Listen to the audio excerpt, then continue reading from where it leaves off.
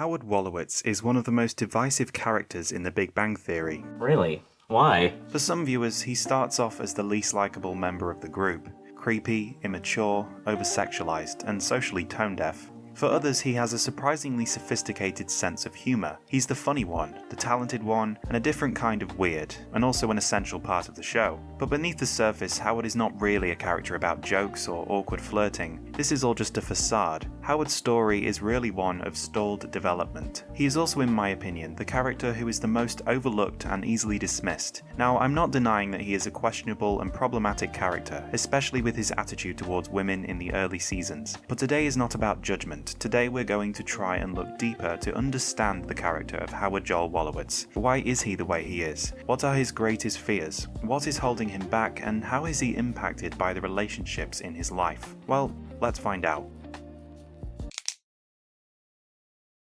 Howard's humour is loud and constant, and sometimes uncomfortable. He sexualizes everything. He exaggerates confidence, he performs impressions, voices, theatrical reactions, and, at first, this reads like personality. Then you start to wonder if he is simply the comic relief of the group. And then you start to understand that on a psychological level, it functions more like avoidance. When Howard is insecure, he does not withdraw like Leonard, he does not intellectualize like Sheldon, and he certainly doesn't quietly observe like Raj. He performs harder. His humour becomes a buffer between himself and silence, from the hair to the bright dickies down to his belt buckles. These are all distractions, and the first time this is explicitly acknowledged is in Season 2 Episode 12, where he admits that without his performance, he feels like nothing, unlovable, replaceable, irrelevant. That rare moment is crucial because it reveals one of his core fears underneath everything. Howard fears, well, we'll come back to his fear later in the video, but the essential idea is if the performance ends, what is left? So the humour isn't who he is, not really. I mean, he uses it to prevent himself from being seen honestly, and that leads directly into something more central to his character. Howard's early identity is built around a very specific idea of masculinity, that worth is tied to sexual success, dominance, and social control, so he tries to embody all of it. He flirts excessively, and he performs confidence in every social interaction, but none of it is stable. Because this confidence is performative rather than internal, it depends on reaction and attention, on validation from others in the room, and on the shock factor. When that validation disappears, the confidence collapses immediately, and this is where the deeper issue emerges. Howard's false confidence is not just insecurity masking itself, it is also what prevents him from confronting that insecurity in the first place. Because if you can always perform confidence, you never have to ask whether you actually feel it. So Howard exists in a loop. He performs confidence to avoid insecurity, and the performance prevents him from resolving the insecurity. This is the subtle tragedy of Howard Wolowitz. He is not lying to manipulate people. He is lying to convince himself that he is someone worth noticing. I said I'd come back to Howard's fear. Actually, there are two fears driving almost everything he does. The first is something we've already touched on. He is afraid of being exposed. Howard doesn't believe he is enough, not as a partner, not as a man, and because of that, he never fully lets people see who he really is. The humour, the flirting, the exaggerated confidence, it's all just a layer, a performance designed to keep people at a distance. Because if someone sees the real version of him and then rejects him, then the performance can't protect him anymore, and that might be unbearable. But there's a second fear, and this is where things get more complicated. Howard is also afraid of being alone. Not just physically alone, but emotionally, internally alone. Without distraction and without noise. Without someone else in the room to define who he is. And you can see this pattern everywhere in his life. He clings to his mother. She is constant noise and presence. Even when she's overbearing, even when she infantilizes him, she ensures one thing: Howard is never alone. The same is true of Raj. Their friendship goes beyond closeness into something almost codependent. They spend huge amounts of time together, constantly filling silence, even forming what the show jokingly frames as a romantic bond. But underneath the humour, it serves a function. Raj is someone who makes sure Howard never has to sit with himself for too long. And then there's his behaviour with women. At first it looks like fear of rejection, but if you look closely, Howard often pushes interaction to the point where rejection is inevitable. He uses inappropriate lines, he exaggerates confidence, he crosses boundaries quickly, and he knows it. Howard is not socially unaware. He understands reactions, he reads the room. So why does he keep doing it? because these interactions aren't really designed to succeed, they're designed to end quickly. A failed interaction is still a form of connection, but one that never becomes real enough to leave him exposed. If a woman rejects the performance, that's manageable, but if someone stays, if someone gets close and sees him without the mask, then he risks both of his fears at once: exposure and eventual abandonment. And this is where his father becomes crucial. Howard mentions his father multiple times throughout the show, often in fragmented emotional ways. We know he left when Howard was young, and what's striking is not just the abandonment itself, but how unresolved it remains. There's that moment where Howard receives the letter from his father, and instead of reading it, he lets his friends each invent a version of what it might say. On reflection, this is probably one of my favourite scenes in The Big Bang Theory. He chooses ambiguity over truth, because truth would mean confronting something real, and confronting something real would mean sitting with the feeling he's been avoiding his entire life: being left.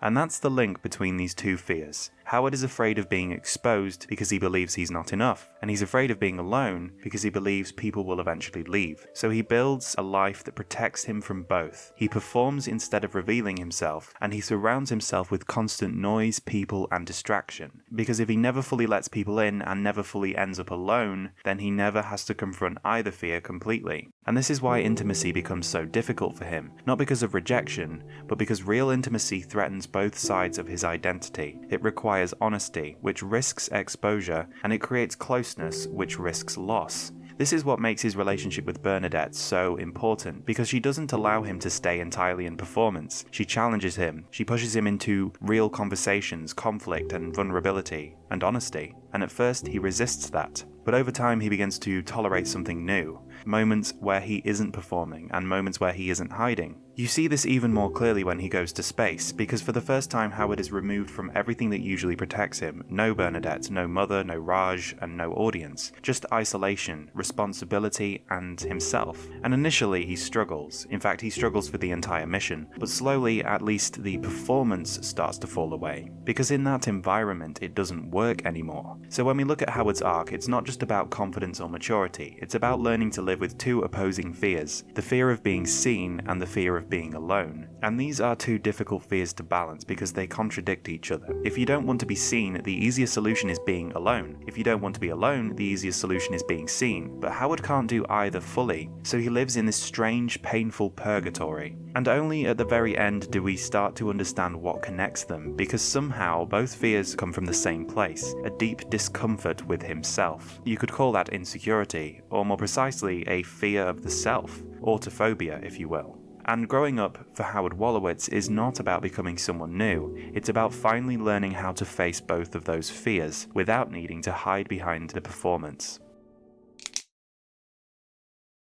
Even though Howard's mother is never fully seen on screen, unless you count this moment, we do not need to see her physically because she is so present without being seen. It's symbolic because for Howard she exists as a voice, constantly present, constantly interrupting, constantly shaping his emotional world. She calls out from upstairs, commenting on his life, criticizing his choices, and most importantly, infantilizing him. And we can see Howard's frustration at his mother throughout the show. He clearly loves her, but he is also filled with anger towards her. And the real source of this anger is that deep down he knows he is too dependent on her and knows he should gain more independence, but he is too afraid to. And so the anger towards his mother is also partly anger towards himself. The key issue here is that Howard has never fully separated from her influence. She becomes the original structure of his identity, the source of his dependency, the reinforcement of his immaturity, and in some ways the emotional template for how he seeks approval. Adulthood for Howard is delayed by the voice in his head telling him he is a small man-child who lives with his mother, which many of his friends remind him of constantly. He grows up in an environment where independence is not encouraged and adulthood is not clearly modelled. His mother is overbearing and emotionally enmeshing, treating him less like an adult son and more like an extension of herself.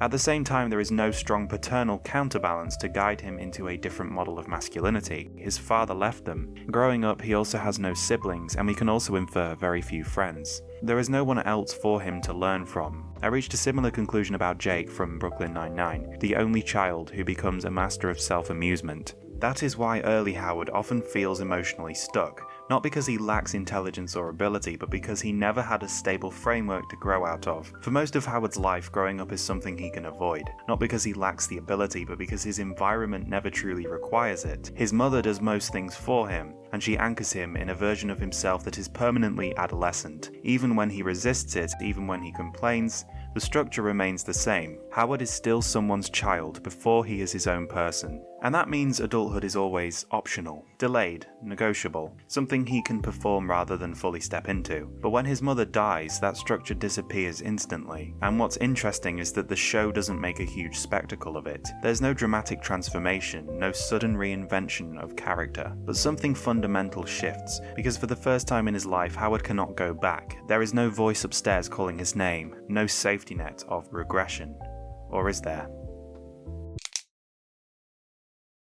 Howard's relationship with Bernadette Rostenkowski is complicated. On the one hand, she stabilizes him, she challenges his behavior, she pushes him towards responsibility and commitment, and towards something that resembles adulthood. Without Bernadette, Howard probably never leaves his mother's influence, never goes to space, never becomes a husband or a father. In that sense, she is the single biggest force of positive change in his life. But the relationship isn't purely progressive, because while Bernadette helps him grow, she also replaces something. If you look closely, the dynamic between them begins to mirror the one he had with his mother. She takes control of practical responsibilities, and a lot of the time she speaks to him in a way that is less like an equal partner and more like a parent managing a difficult child. And the show leans into this. Bernadette has moments where she is supportive, caring, and genuinely understanding, but she also has moments where she is controlling and dismissive, and even harsh, bordering on bullying, and Howard responds to that dynamic in a very familiar way. He regresses, he complains and avoids responsibility. He looks for ways out rather than stepping up.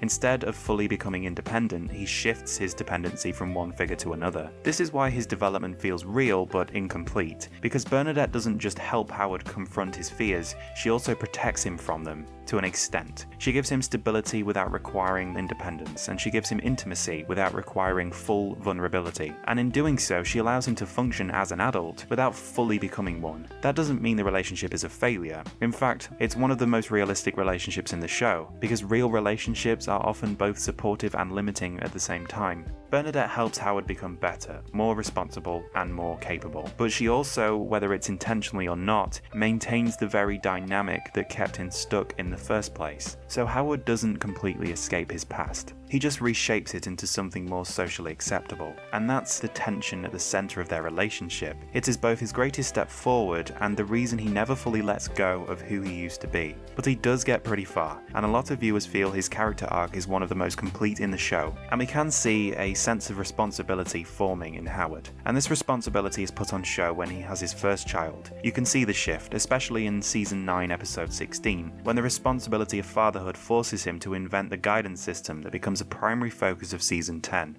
In the later seasons, Howard becomes less performative, less reactive, less dependent, and more grounded. Although there is a ceiling to his growth, Howard does finally become an adult, and it's when there is no more voice in the other room. He can no longer leave everything to his mother, and he gains independence from Raj and, to an extent, Bernadette. He never fully matures, but people often overlook the growth that is shown, and it's something I can admire.